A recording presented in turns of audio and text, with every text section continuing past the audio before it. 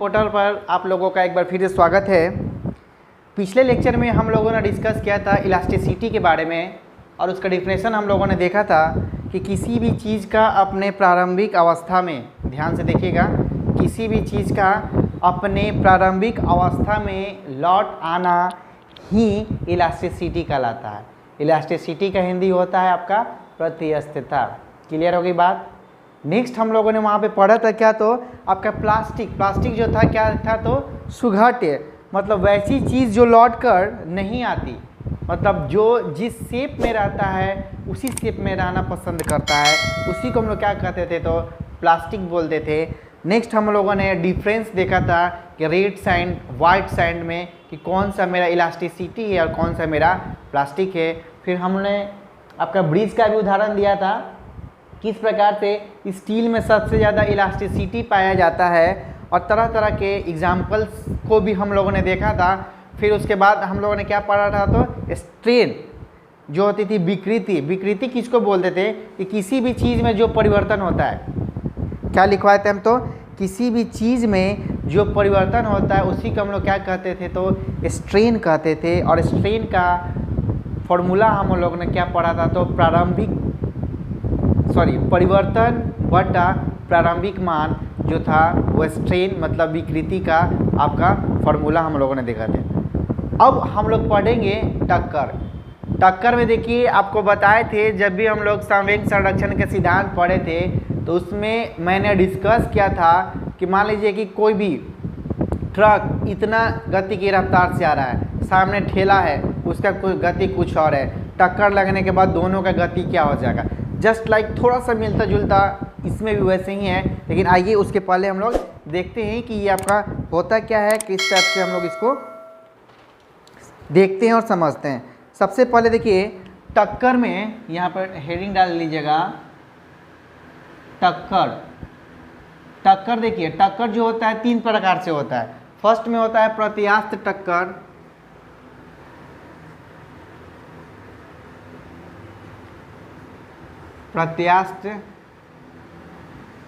टक्कर, ठीक है। सेकेंड नंबर में आपका आता है अप्रत्यास्थ,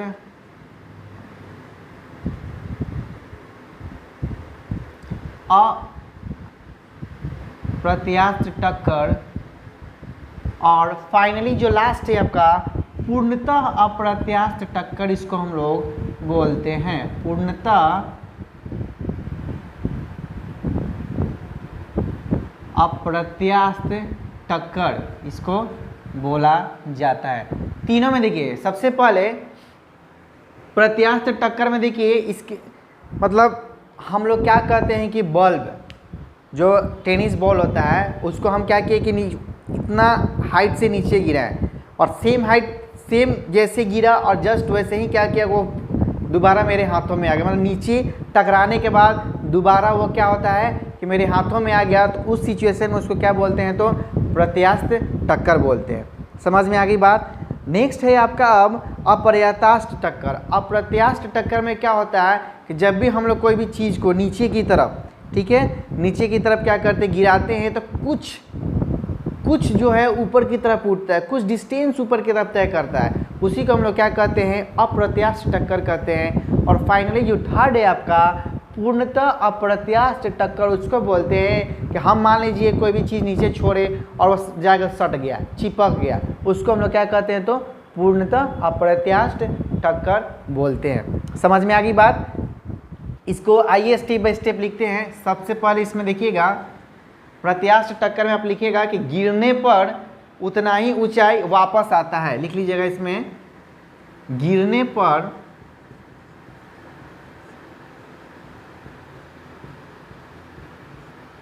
उतना ही ऊंचाई वापस आता है। ठीक है, इस टाइप से इसको बना लीजिए। गिरने पर उतना ही ऊंचाई वापस आता है। अप्रत्यास्थ टक्कर में क्या होता है कि गिरने के पर ऊंचाई में कमी आती है। क्या होता है, तो गिरने पर ऊंचाई में कमी आती है। क्लियर होगी बात।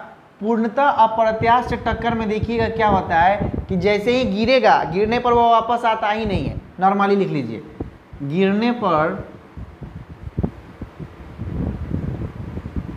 पर वापस नहीं आता है।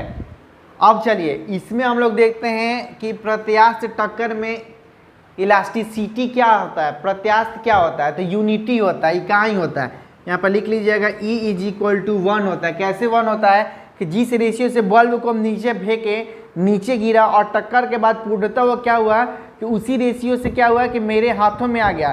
तो मतलब सेम जो रहेगा, जैसे मान लीजिए कि गिरा और नीचे टक्कर यहाँ पे लगा और सेम रेशियो से ये क्या कि वापस इधर से लौट गया। तो यहाँ पे इसका इलास्टिसिटी क्या हो जाता है, तो 1 हो जाता है। इसमें देखिए क्या होता है कि गिरने पर ऊंचाई में क्या आती है, तो कमी आती है। तो क्या होता है, तो यहाँ पे कमी दर्शा दिए हम लोग, किसमें, इलास्टिसिटी में। और इसमें क्या होता है कि ई जो हो जाएगा आपका बिल्कुल ही 0 हो जाएगा।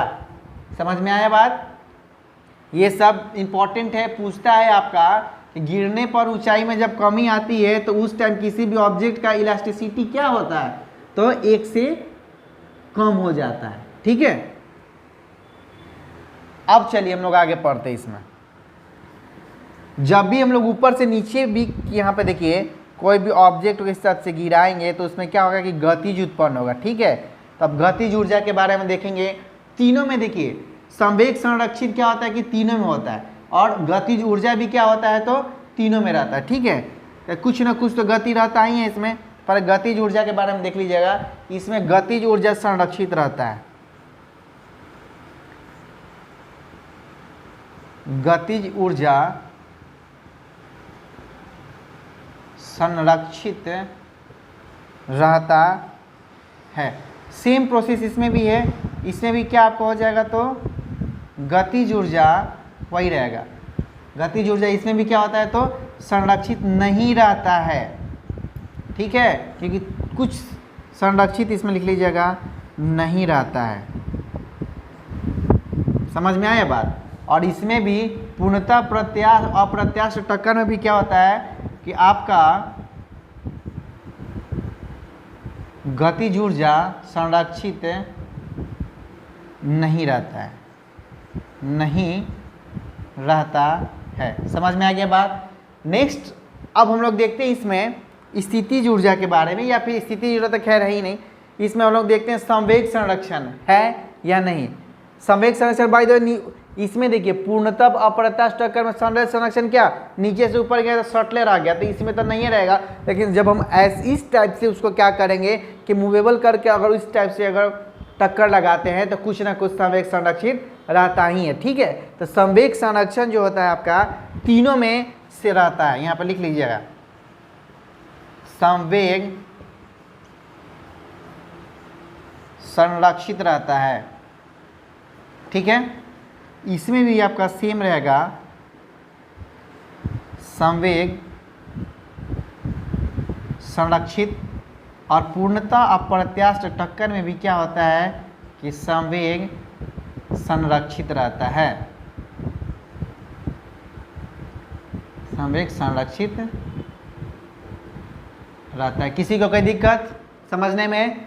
टक्कर में क्या क्या होता है? फर्स्ट में प्रत्यास्थ टक्कर, अप्रत्यास्थ टक्कर, और थर्ड में आता है आपका पूर्णतः अप्रत्यास्थ टक्कर के बारे में क्या क्या होता है। गिरने पर कोई भी वस्तु वापस सेम ऊंचाई में आ जाती है, जैसे बल्ब को हम लोग फेंकते हैं। ठीक है, अप्रत्यास्थ में है कि मान ली कि ये यहाँ देखिए ये मेरा क्या है पेन है और उसको हम इस पर गिराते हैं। देखिए गिरने के बाद क्या हुआ, कुछ ऊंचाई थोड़ा सा उठा तो ये मेरा क्या रेंज में आ गया, तो अप्रत्यास्थ टक्कर में पूर्णतः में आके चिपक जाता है। ठीक है, पूर्णतः में कैसे चिपकेगा कि यहाँ पे देखिए यहाँ पे मेरे पास क्या है मिटाने वाला, और इसको हम क्या किए कि डायरेक्ट डाल दिए, उठा ही नहीं। क्या हुआ, चिपका तो चिपकले रह गया। तो इसको हम लोग क्या बोलते हैं इस सिचुएशन में, तो पूर्णतः अप्रत्यास्थ टक्कर। बारी बारी से देख लिए, गतिज ऊर्जा संरक्षित किस में रहता है, प्रत्यास्थ में, अप्रत्यास्थ में नहीं रहता है, और पूर्णतः अप्रत्यास्थ में भी नहीं रहता है। समझ में आ गया बात। संवेग संरक्षण की जहाँ तक बात था तो तीनों में क्या होता है तो कुछ ना कुछ संवेग संरक्षित आपका रहता ही है। अब चलिए, अब हम लोग हुक्स लॉ पढ़ते हैं। हुक्स लॉ क्या होता है?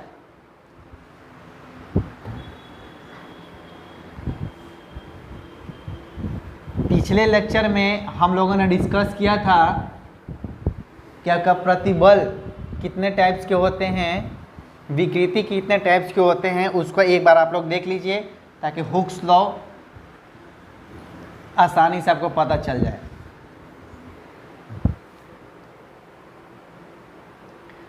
सबसे पहले हम लोग देखेंगे कि प्रतिबल कितने टाइप के होते हैं। तो ये होते हैं आपके 3 टाइप के। इस टाइप से लिख लेते हैं, आसानी से लिखिए यहाँ पे।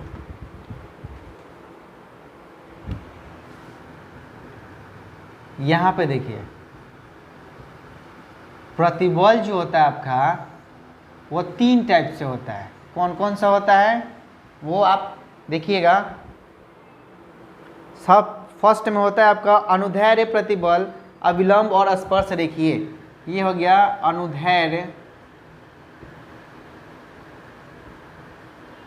अनुदैर्ध्य प्रतिबल। सेकेंड में है आपका तो अविलंब प्रतिबल, इसको इस टाइप से इंडिकेट करते हैं। सेकेंड में है आपका अविलंब प्रतिबल। थर्ड में है आपका स्पर्श प्रतिबल, ठीक है, या फिर स्पर्श रेखीय प्रतिबल लिखते हैं हम लोग। क्या लिखते हैं भैया? स्पर्श रेखीय।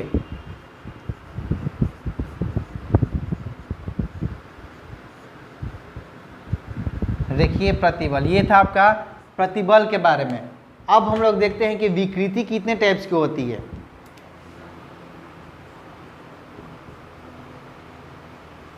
विकृति देखिए, ये आपका 4 टाइप्स का होता है।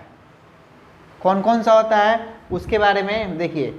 सबसे पहले होता है आपका पार्श्व विकृति।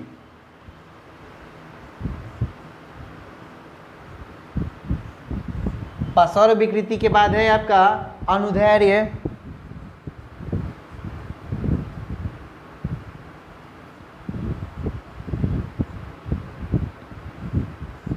अनुदैर्ध्य हो गया। उसके बाद से आपका आता है आयतन विकृति।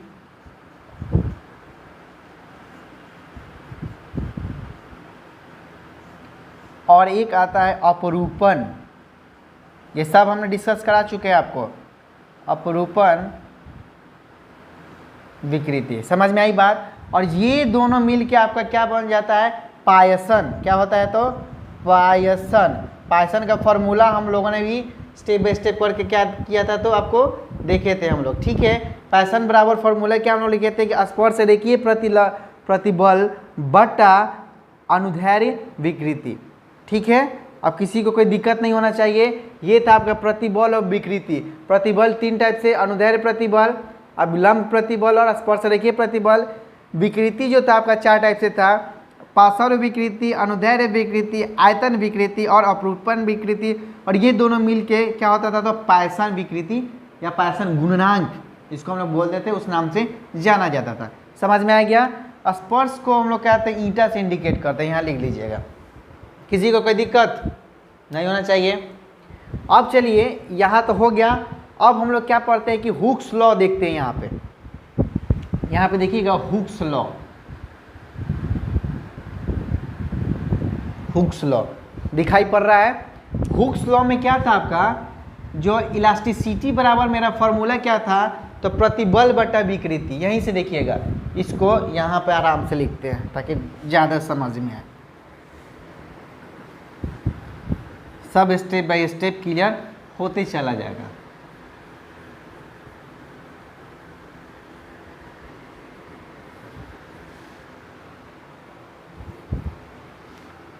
हुक्स लॉ देखिए, इन्होंने क्या दिया था, जो इलास्टिसिटी बराबर क्या होता है तो प्रतिबल बटा विकृति, ठीक है। हुक्स साहब के बाद बहुत सारे वैज्ञानिक आए, जैसे यंग साहब आए आपके।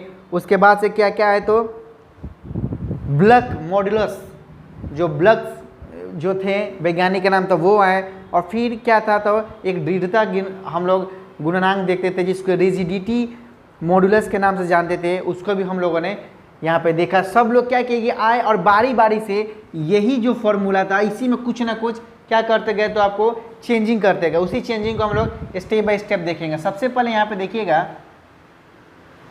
प्रतिबल। प्रतिबल कितना टाइप्स का होता है, अभी हमने लिखवाया आपका ये 3 टाइप से। कितना टाइप से तो 3 टाइप से, 4 टाइप से देखे थे ना। चलिए, और ये विकृति हम लोग देखे थे तो नहीं, विकृति 4 टाइप से, प्रतिबल 3 टाइप से देखे थे। इसमें सबसे पहले क्या था आपका अनुदैर्ध्य, ठीक है, अनुदैर्ध्य प्रतिबल।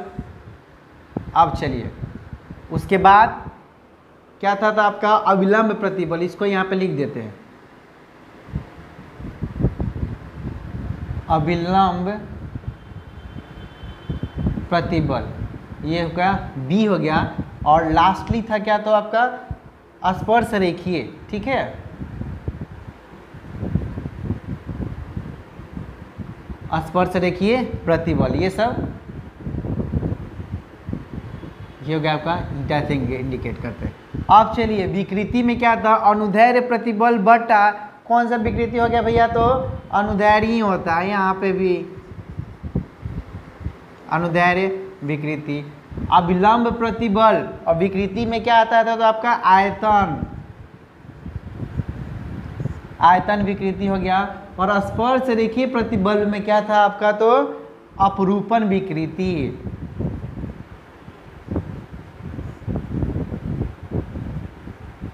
समझ में आया?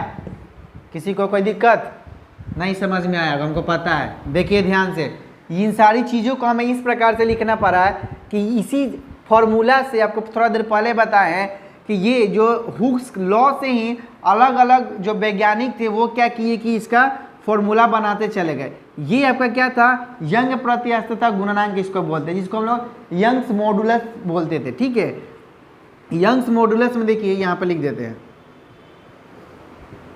Young's modulus.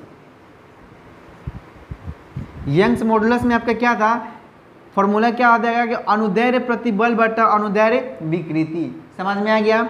नेक्स्ट क्या था कि आपका अविलंब प्रतिबल। अविलंब प्रतिबल को जो ये फॉर्मूला क्रिएट हुआ इसके बराबर क्या होता है तो ये निकाले थे आपको blocks modulus of elasticity. Block साहब ने BUL के ब्लक मॉडुलस,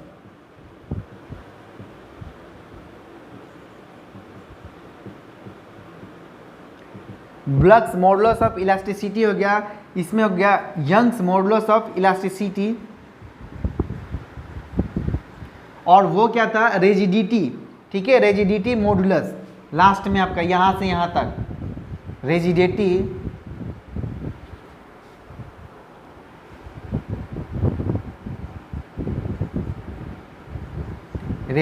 मॉडुलस।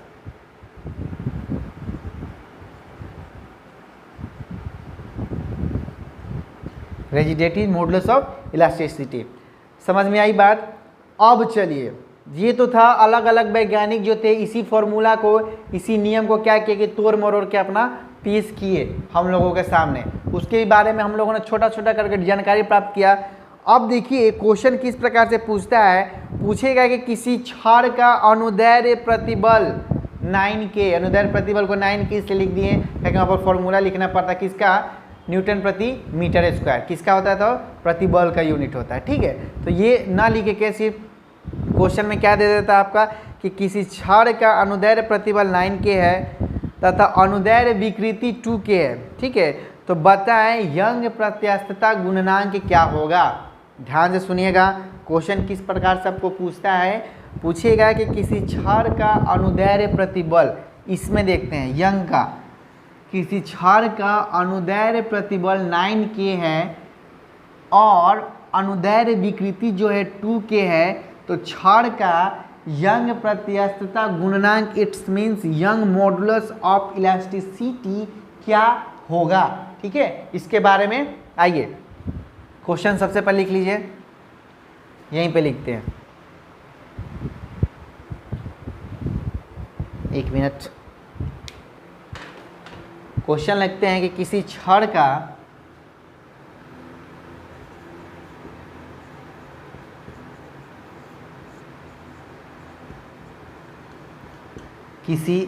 का अनुदैर्ध्य प्रतिबल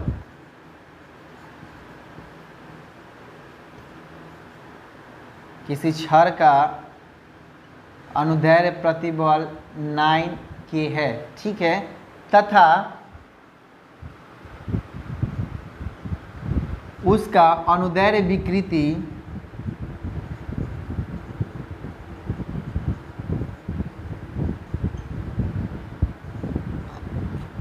उसका अनुदैर्ध्य विकृति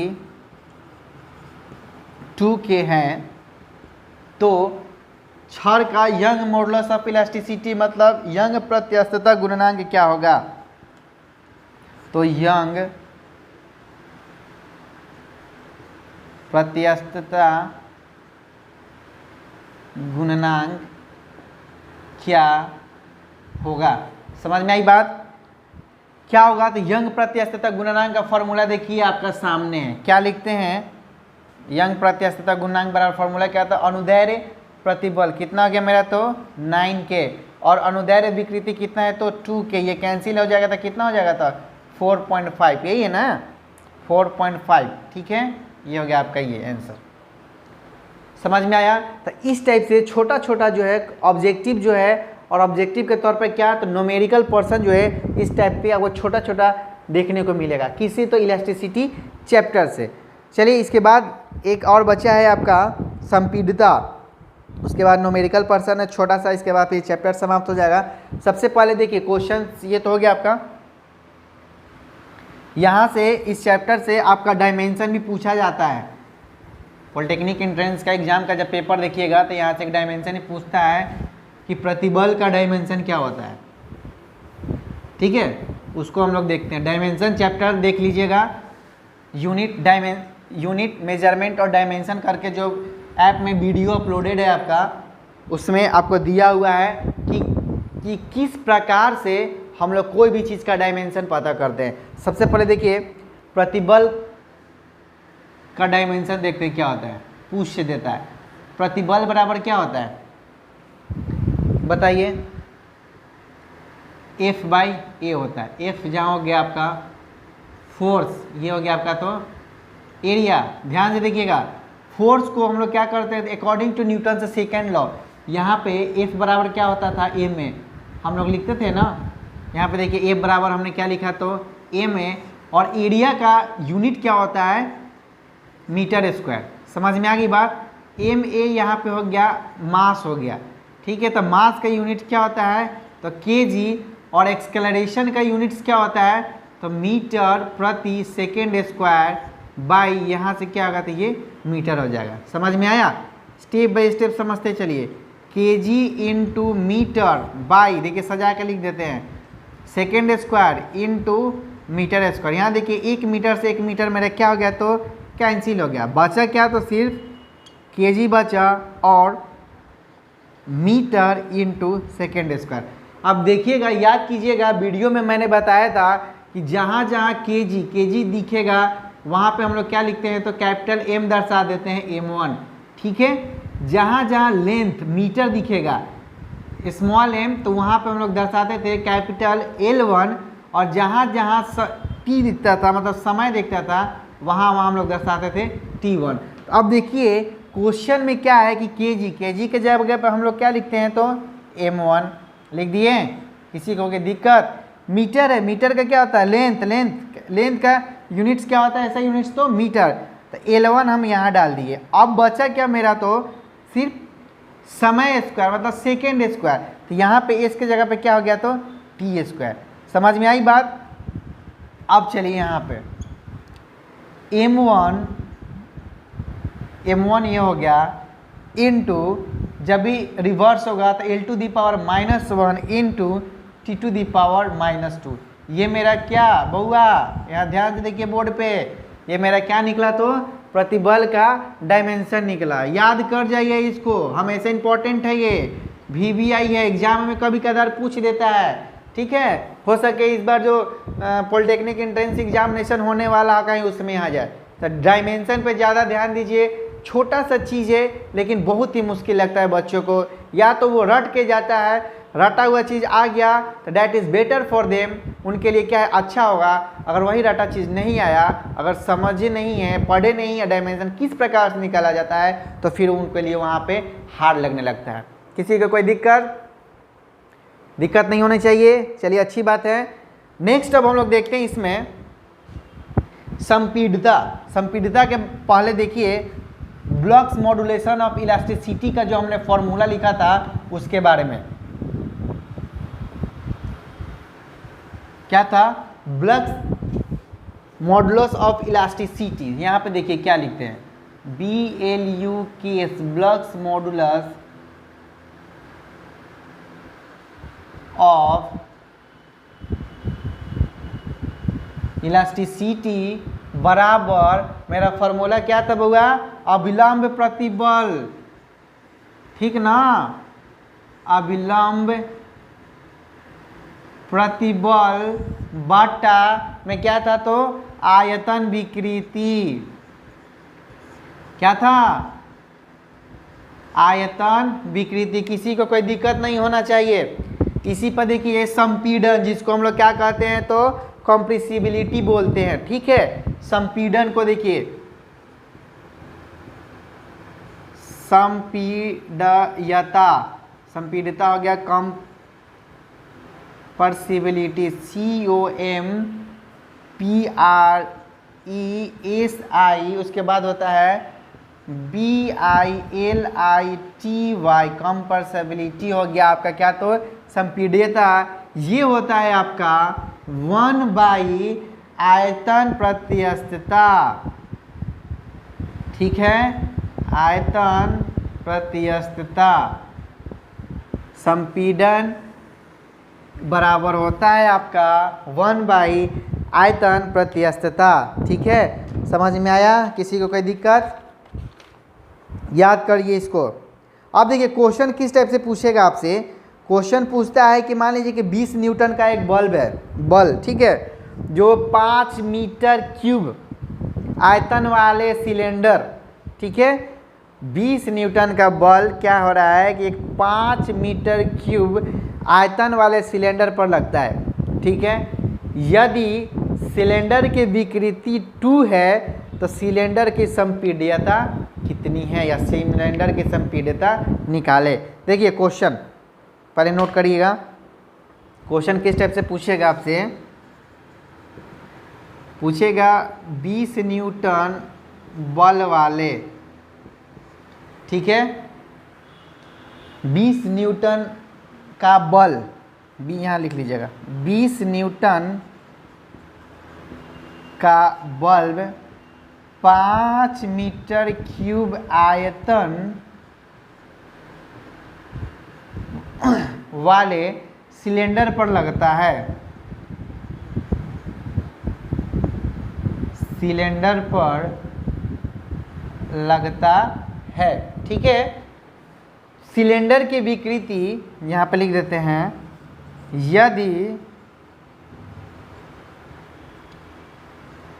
सिलेंडर की विकृति 2 है, क्या है तो 2 है, तो सिलेंडर की संपीड्यता निकाले। तो सिलेंडर की संपीड्यता निकाले। यहाँ पे देखिए पहले क्वेश्चन में क्या लिखता है। सबसे पहले हम लोग क्या निकालेंगे तो प्रतिबल, अभिलंब प्रतिबल निकालते हैं। यहाँ पे कैसे निकालेंगे तो अभिलंब प्रतिबल बराबर मेरा क्या होता है, फोर्स बाई विकृति, ठीक है। यहाँ से देखिए क्या क्या दिया है, दे रहा है कि 20 न्यूटन का बल्ब, फोर्स कितना है तो 20, और विकृति कितना दिया हुआ है क्वेश्चन में, तो आपका किस पे लग रहा है विकृति, आयतन पे ना। तो यहाँ पे आयतन क्या हो जाएगा तो 5 हो जाएगा, ये मेरा क्या हो गया था 4। समझ में आ गई बात, यहाँ से मेरा क्या निकला तो 4 निकला। अब चलिए ब्लक्स मॉडुलस ऑफ इलास्टिसिटी का फॉर्मूला क्या होता है, अभिलंब प्रतिबल बटा आयतन, लेकिन संपीड़ितता बराबर फॉर्मूला क्या होता है 1 आयतन प्रतिस्थता। समझ में आ गई बात। तो यहाँ पे देखिए अभिलंब मेरा कितना निकला तो 4। अब चलिए उसका विकृति कितना है 2 है, तो यहाँ से 2 डालेंगे तो ये मेरा कितना निकला था 2 निकला, 2 निकला ना। अब चलिए संपीड़ितता बराबर फॉर्मूला क्या होता है, यहाँ पे संपीड़ितता बराबर क्या हो जाएगा 1 अभिलंब प्रतिबल। अभिलंब प्रतिबल मैंने यहाँ कितना निकला था 2, जब इसको सॉल्व करेंगे 0.5 आ गया मेरा आंसर। ठीक है, तो इसको आप लोग नोट कर लेंगे, इस टाइप से क्वेश्चन आते हैं आपके न्यूमेरिकल पर्सन में। समझ में आई बात, इसको नोट कीजिए। इसके बाद से एक और ऑब्जेक्टिव देखिए, एक और न्यूमेरिकल पर्सन देखिए वो कैसे पूछता है। पाइसन बराबर फॉर्मूला क्या था, किसी को पता है? पाइसन बराबर फॉर्मूला हमने क्या लिखाया था, पाइसन गुणनांक बराबर पार्श्व विकृति बटा अनुदैर्ध्य विकृति, यही था ना, भूल जाते हैं।